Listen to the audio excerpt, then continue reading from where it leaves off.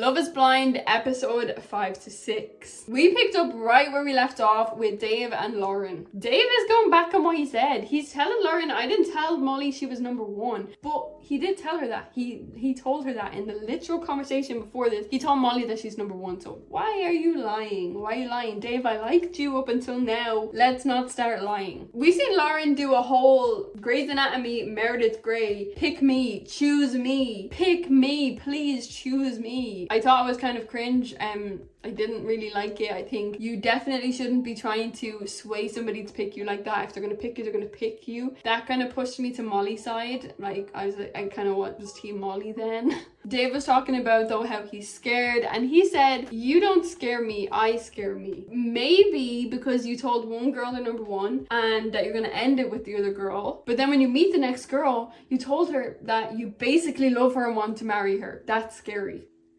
You have short memory span? What's going on? He's telling them opposite things and maybe he's trash and doesn't deserve either of them. I liked Dave up until now. Did you guys like Dave up until now? I guess he was a red flag in episode 1, but I did actually kind of like him. And I was starting to warm up to him and Molly. We seen Brittany break things off with Devin. They kind of did it mutually, but she was like, I don't appreciate the way you reacted to things and we're just not a match. So they broke things off equally. And then we seen Devin and Virginia gifting each other things. I think this segment is really nice where they be gifting each other things. They should keep this up. I wonder, does Love is Blind have to pay for it though? Devin is obviously telling Virginia that it's just her now, it's just them two. I thought it was so funny. Virginia gifted Devin her grandmother's ring to propose to her with. I've never seen anything like that before. She literally gave him the ring that she wants to be proposed to with. Here's my grandmother's ring, you know what to do. Devin gave her a necklace in Troy Bolton style with his initials on it. I actually found it a hack though. There's a clue. On the proposal days, if you look at the quarters, you can see who's in the room and all of them people propose. I will be looking now on every season. If you look on proposal day and look who is celebrating with them, every person in that room gets proposed to. When we say this person got proposed and wasn't on screen, you can figure out who it was from them episodes without the media having to tell you. There you go, you can be clued in first. Molly met with Dave and it's clear to me he felt pressurized by Lauren to choose her. And I honestly think that's why he picked her. Molly didn't put pressure on him because you shouldn't have to. She was like, I want someone to choose me because they want to choose me, not because I'm pressurizing them to. I also think Dave promised his sister that he wouldn't mess around girls on this show because he's really worried about her opinion on everything that he's doing. Dave did seem concerned and was like, why is Molly not more pressed? Like, why isn't she worried? She should be more worried that I broke it off for her, and she's not. She was actually heartbroken and I was heartbroken for her. I feel like I really misjudged her in the first 2 episodes. I do think she's amazing now and I wish she got a guy and we got more of her and her blue outfits because they absolutely slay. I think her and Dave would have worked, but yeah, I guess he chose Lauren and that's where we're at. Pick me, choose me. I guess it works. Take notes, future Love is Blind contestants. I think Lauren also sabotaged Molly though, because when she was with Dave, she told him, Molly has been telling everybody that you told her you're number one and she told me, and Molly was heartbroken about that fact. She told Lauren, I didn't know that you were talking to him. If I did, I would have never said anything. So for Lauren to use that as ammunition, I feel a type of way about you, Lauren. I am absolutely obsessed with Taylor and Daniel. I think they're great together. Anybody that says they are boring does not watch this show for love, and y'all need to stop pretending you do. You watch it for the drama and that's it. The Christmas gifts and the fact that Taylor already has the stocking that Daniel wants to give her is the best thing ever. It feels like they're soulmates. It feels like they were truly meant to find each other in the pods. I'm team Taylor and Daniel till the end and I can't wait to watch their wedding because it's gonna happen. They're just so sweet together and just so expressive. I love it. We got to Madison breaking up with Mason and it sounded like she expected Alex to break up with Mason for her, because when she went in she was like, oh, I thought you would have known already. Like, I have a boyfriend, I'm breaking up with you, is basically what it sounded like. It's not exactly what she said, but it felt like that. But I do feel like she was a little harsh, kind of rude with Mason for no reason. He told her he shouldn't have said what he said to her because when he said it, it didn't feel right because he had a connection with 2 people. I did say that in my last episode that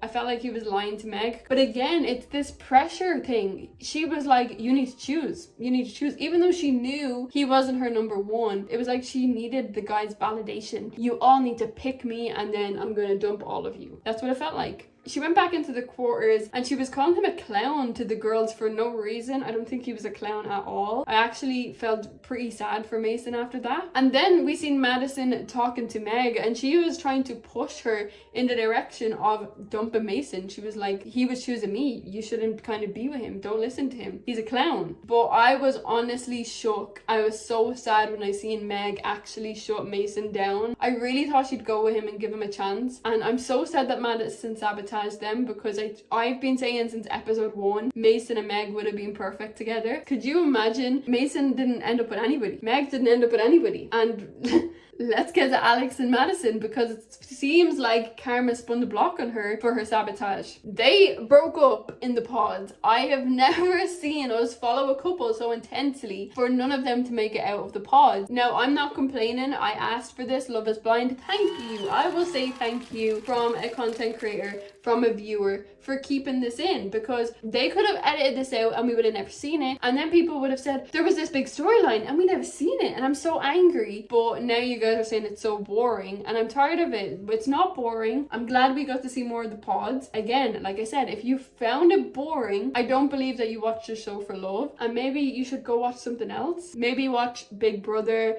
something that's centralized around drama, because I don't think Love is Blind, Married at First Sight, things like that should be. I don't think Love is Blind is boring, and I'm glad they took this approach. I can guarantee next season is not going to be like this, because y'all literally said this was the worst season of all time. I didn't find it that way. I thought the first 2 episodes were a little bit slow because we were getting to know people, but after that we were flying, and I've actually really enjoyed it. Back to Alex and Madison. They broke up in the pods. They spoke about the Mason situation, and Madison was very like, no, Mason hurt me. He hurt me so bad, even though I broke up with him. He hurt me because he said that he takes it back for saying I was number 1. That hurt her so much. I think it just hurt her ego. But she was like, no, Alex, you cannot stick up for him. Weird, because Alex is his friend and he's told you that Mason's a good guy. He told her he sees both sides. He's literally with Mason every day. He's hearing him talk and he sees both sides of the coin. He also heard Mason telling him, my number 1 spoke to my number 2. I'm screwed. He's seen that it was getting Madison a bit obsessed, so he tried to change the subject. He didn't want to annoy her. He didn't want to trigger her. He was like, okay, let's just leave it. That's not our problem. That's your past. Let's just move on. Let's not talk about it. Madison wasn't having it. She couldn't talk about anything else. She was too annoyed. She starts doing like this tapping thing.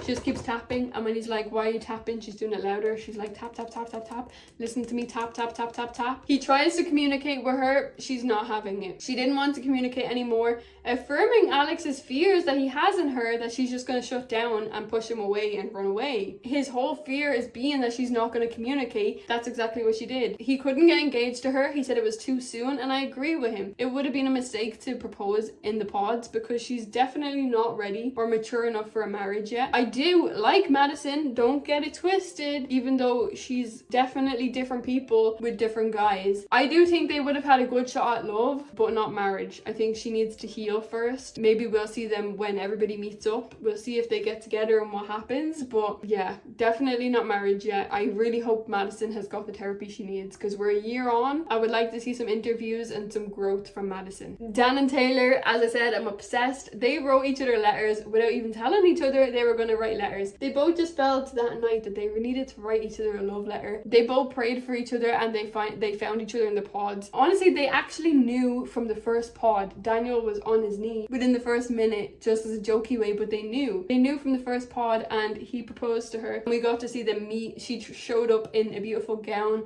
looking like a queen that she is. I like Taylor, I really do. I hope they work out. Virginia and Devin also got engaged, and all I can say about their meeting is thank you. Thank you. Thank you. Thank you. What was that all about?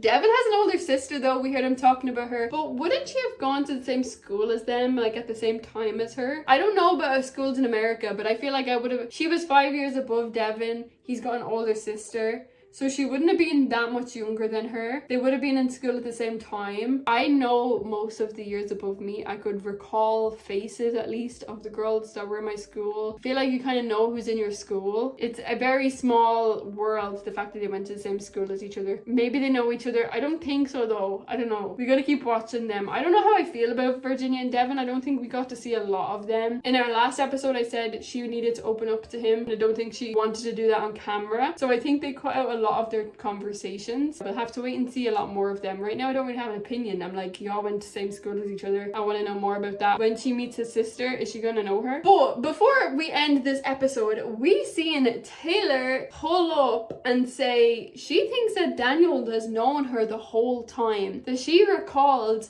a Daniel following her on Instagram and then unfollowing her because she didn't follow him back. And she said she has a lot of information. Now I checked her Instagram, she's correct. She has a lot of information on there that would have connected everything that they kind of talked about. Her family, her faith, Christmas. She had a lot of that on there, even Taco Bell. I think she's paranoid. I don't think he remembers that there's a Taylor on Instagram. I think it's very far-fetched. I think even if he did follow her, it more sounds like she found him on Instagram and stalked him. Because she was talking about his Christmas pictures and I searched his Instagram as well. It's like she kind of merged 3 different Christmas pictures and was like, I remember your Christmas pictures on Instagram. But that's how you know he isn't faking it, because he couldn't go back in time like 4 years about the Christmas pictures. That was real. So I think she's just being paranoid. I don't know. Does she think she has a big following? Does she think that everybody knows her? Did she have 30k before the show? I don't know. She's 30k right now. It's like, she's from a small town. Is she kind of like,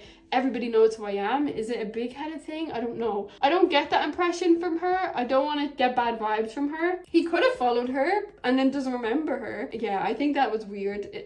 It all depends how she's going to take it. There's still end game for me. I think she just needs to stop being paranoid. I don't think he stalks her and followed her to Love is Blind. He wouldn't have even known that to apply at the same time as you. That was strange to me, so I'm excited to see the next few episodes to see how that goes. I'm very intrigued. Let me know your thoughts on that below. Don't forget to subscribe so we can watch the next few episodes together, and I will see you guys in the next video.